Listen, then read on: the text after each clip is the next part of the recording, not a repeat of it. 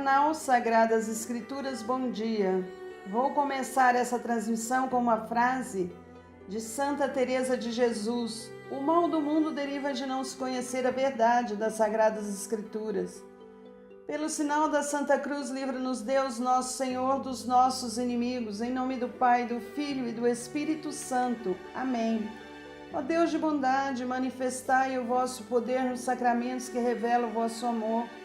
Enviai o Espírito de adoção para criar um novo povo nascido para vós nas águas do batismo. E assim possamos ser em nossa fraqueza instrumentos do vosso poder, por Cristo nosso Senhor. Amém. Vamos reforçar um pedido de Nossa Senhora com uma oração.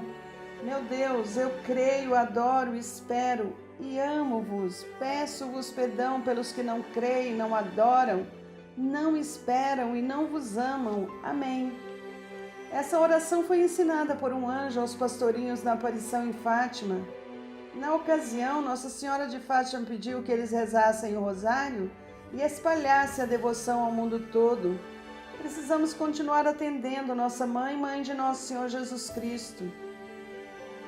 Oração para ser feita diante do crucifixo, porque a morte de cruz é o mais sublime e arrebatador dos exemplos. Ó glorioso Deus Altíssimo, iluminai as trevas do meu coração, dai-me uma fé reta, uma esperança certa e uma caridade perfeita. Sensibilidade e conhecimento, Senhor, a fim de que eu cumpra o vosso santo e veraz mandamento. Amém. Antes de ler a Bíblia, devemos rezar essa oração. Meu Senhor e meu Pai, enviai teu Santo Espírito, para que eu compreenda e acolha a tua santa palavra, que eu te conheça e te faça conhecer, te ame e te faça amar, te sirva e te faça servir, te louve e te faça louvar. Por todas as criaturas, faz, ó Pai, que pela leitura da palavra os pecadores se convertam, os justos perseverem na graça e todos consigamos a vida eterna. Amém. Vamos ao conhecimento das Sagradas Escrituras, pois a escrita da palavra nos preserva da revolta contra Deus em meio às provações, bem como das pretensões de grandeza e de exclusividade de Jesus. 19 de abril de 2019, Liturgia da Palavra. A Liturgia da Palavra é o grande momento dessa celebração. Jesus cumpre plenamente o projeto do Pai, torna-se fonte de graça e salvação para a humanidade. Seu sofrimento não é castigo nem vontade de Deus, mas consequência da fidelidade a Ele. Hoje são duas leituras. A primeira é do livro do profeta Isaías, o capítulo é o 52, versículo 13 a 15, e o 53, versículo 1 a 12. Ele, o meu servo, será bem-sucedido, sua ascensão será ao mais alto grau. Assim como muitos ficaram pasmados ao vê-lo, tão desfigurado ele estava que não parecia ser um homem ou ter aspecto humano. Do mesmo modo, ele espalhara sua fama entre os povos. Diante dele, os reis se manteram em silêncio, vendo algo que nunca lhes foi narrado e conhecendo coisas que jamais ouviram. Quem de nós deu crédito ao que ouvimos? E a quem foi dado reconhecer a força do Senhor? Diante do Senhor, ele cresceu como um renovo de planta ou como raiz em terra seca. Não tinha beleza nem atrativo para o olharmos. Não tinha aparência que nos agradasse. Era desprezado como o último dos mortais, homem coberto de dores, cheio de sofrimentos. Passando por ele, tapávamos o rosto. Tão desprezível era, não fazíamos caso dele. A verdade é que ele tomava sobre si nossas enfermidades e sofria ele mesmo nossas dores. E nós pensávamos fosse um chagado, golpeado por Deus e humilhado. Mas ele foi ferido por causa de nossos pecados, esmagado por causa de nossos crimes. A punição a ele imposta era o preço da nossa paz, e suas feridas o preço da nossa cura. Todos nós vagávamos como ovelhas desgarradas, cada qual seguindo o seu caminho. e o Senhor fez recair sobre ele o pecado de todos nós. Foi maltratado e submeteu-se, não abriu a boca. Como cordeiro levado ao matadouro, ou como ovelha diante dos que a tosquiam, ele não abriu a boca. Foi atormentado pela angústia e foi condenado. Quem se preocuparia com sua história de origem? Ele foi eliminado do mundo dos vivos e por causa do pecado do meu povo foi golpeado até morrer. Deram-lhe sepultura entre ímpios, um túmulo entre os ricos, porque ele não praticou o mal, nem se encontrou falsidade em suas palavras. O Senhor quis macerá-lo com sofrimentos. Oferecendo sua vida em expiação, ele terá descendência duradoura e fará cumprir com êxito a vontade do Senhor. Por esta vida de sofrimento, alcançará luz e uma ciência perfeita. Meu servo, o justo, fará justos inúmeros homens, carregando sobre si suas culpas. Por isso, compartilharei com ele multidões, e ele repartirá suas riquezas com os valentes seguidores, pois entregou o corpo à morte, sendo contado como um malfeitor. Ele, na verdade, resgatava o pecado de todos e intercedia em favor dos pecadores. Palavra do Senhor, graças a Deus. A segunda leitura é da carta aos Hebreus. O capítulo é o 4, versículo 14 a 16 e o capítulo 5, versículo 7 a 9. Irmãos, temos um sacerdote eminente que entrou no céu, Jesus, o Filho de Deus. Por isso, permanecemos firmes na fé que professamos. Com efeito, temos um sumo sacerdote capaz de se compadecer de nossas fraquezas, pois ele mesmo foi provado em tudo como nós, com exceção do pecado. Aproximemo-nos então com toda a confiança do trono da graça para conseguirmos misericórdia e alcançarmos a graça de um auxílio no momento oportuno. Cristo, nos dias de sua vida terrestre, dirigiu preces e súplicas com forte clamor e lágrimas àquele que era capaz de salvá-lo da morte, e foi atendido por causa de sua entrega a Deus. Mesmo sendo filho, aprendeu o que significa obediência a Deus por aquilo que ele sofreu, mas na consumação de sua vida tornou-se causa de salvação eterna para todos os que lhe obedecem. Palavra do Senhor. Graças a Deus. Louvor e honra a vós, Senhor Jesus. Jesus Cristo se tornou obediente até a morte numa cruz, pelo que o Senhor Deus o exaltou e deu-lhe um nome muito acima de outro nome. Essa é uma passagem dos Filipenses, capítulo 2, versículo 8s.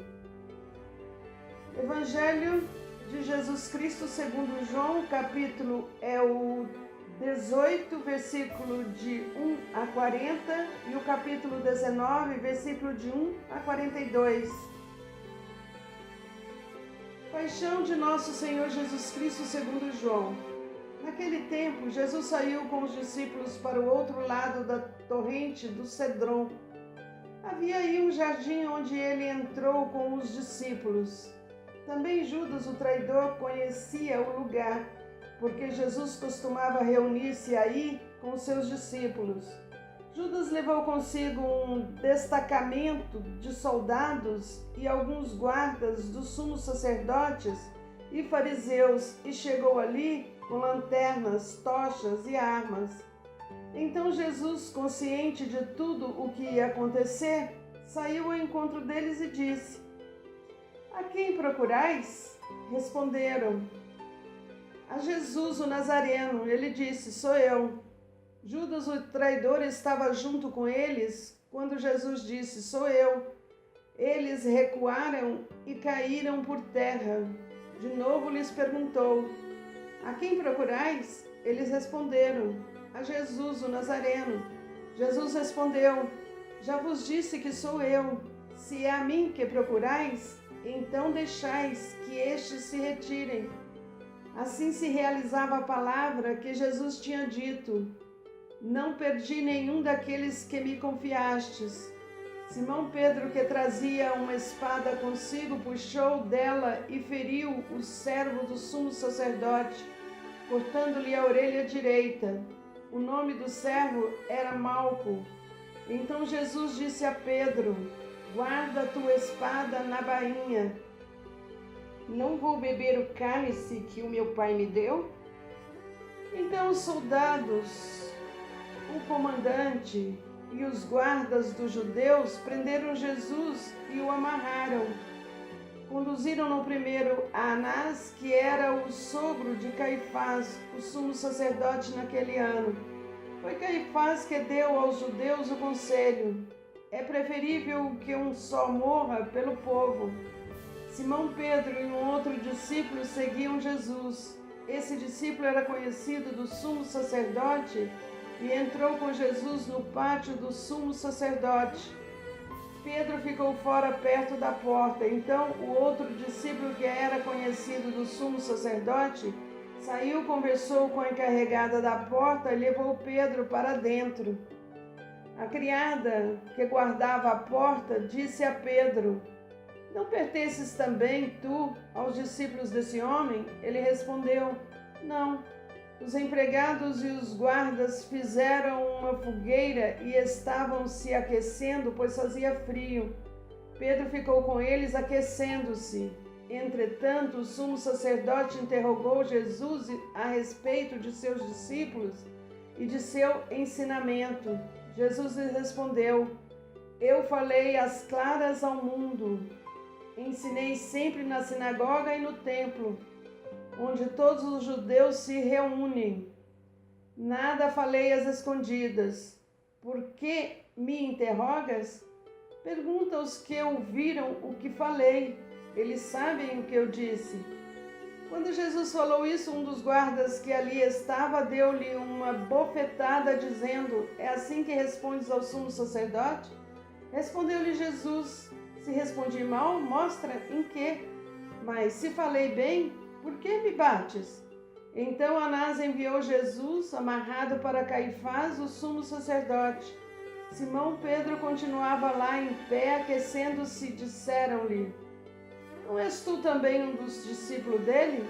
Pedro negou: não. Então um dos empregados do sumo sacerdote, parente daquele a quem Pedro tinha cortado a orelha, disse: será que não te vi no jardim com ele? Novamente Pedro negou, e na mesma hora o galo cantou. De Caifás levaram Jesus ao palácio do governador. Era de manhã cedo. Eles mesmos não entraram no palácio para não ficarem impuros e poderem comer a Páscoa. Então Pilatos saiu ao encontro deles e disse: que acusação apresentais contra este homem? Eles responderam: se não fosse malfeitor, não o teríamos entregue a ti. Pilatos disse: tomai-o vós mesmos e julgai-o de acordo com a vossa lei. Os judeus lhe responderam: nós não podemos condenar ninguém à morte. Assim se realizava o que Jesus tinha dito, significando de que morte havia de morrer.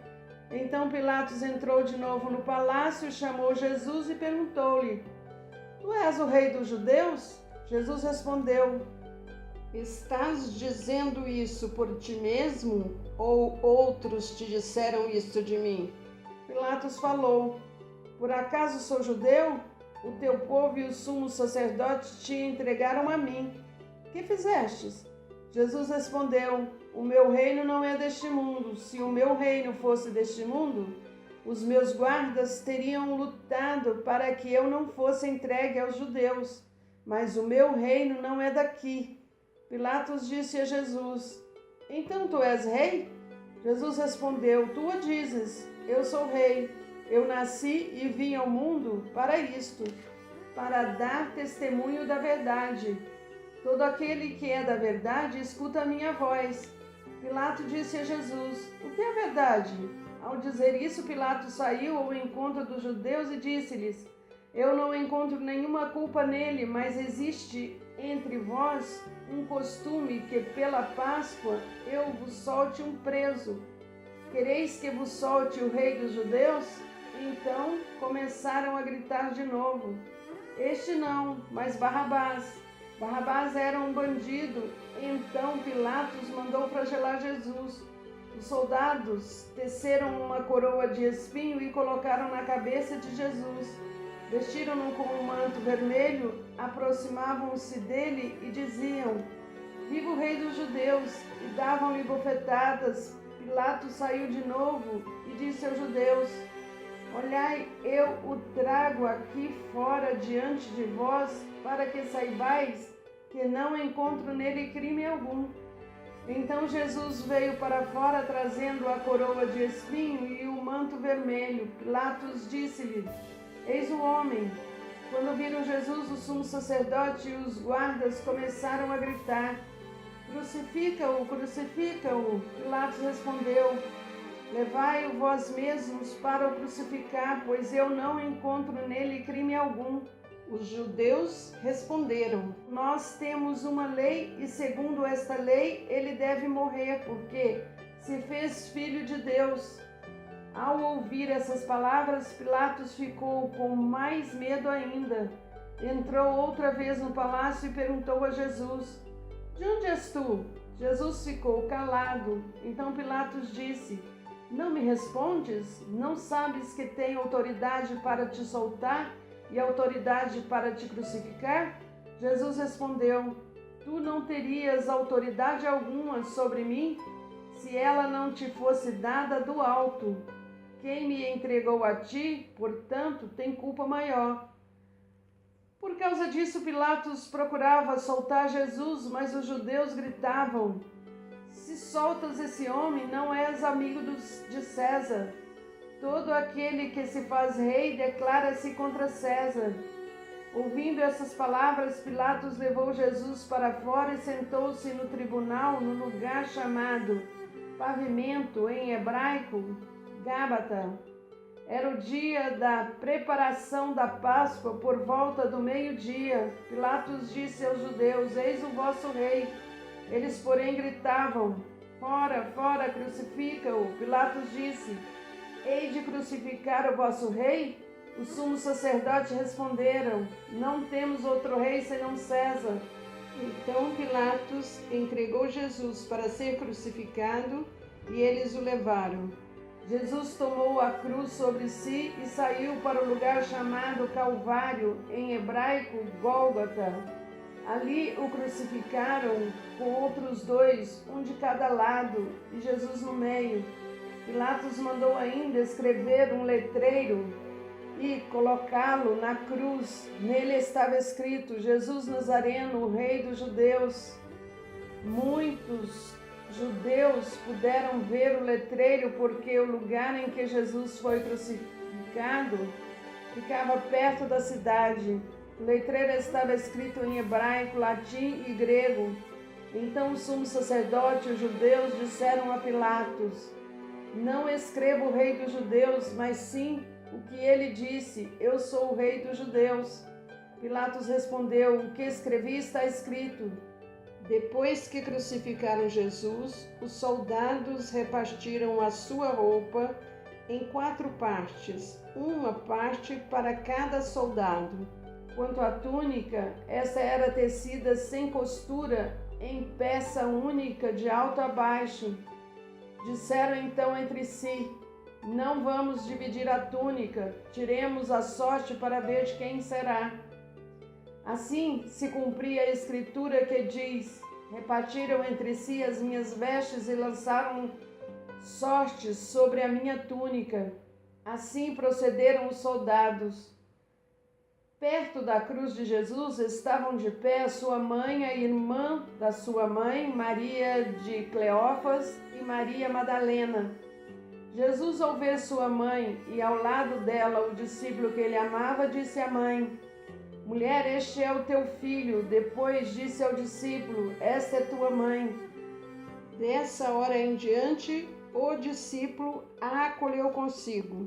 Depois disso, Jesus, sabendo que tudo estava consumado, e para que a Escritura se cumprisse até o fim, disse: tenho sede.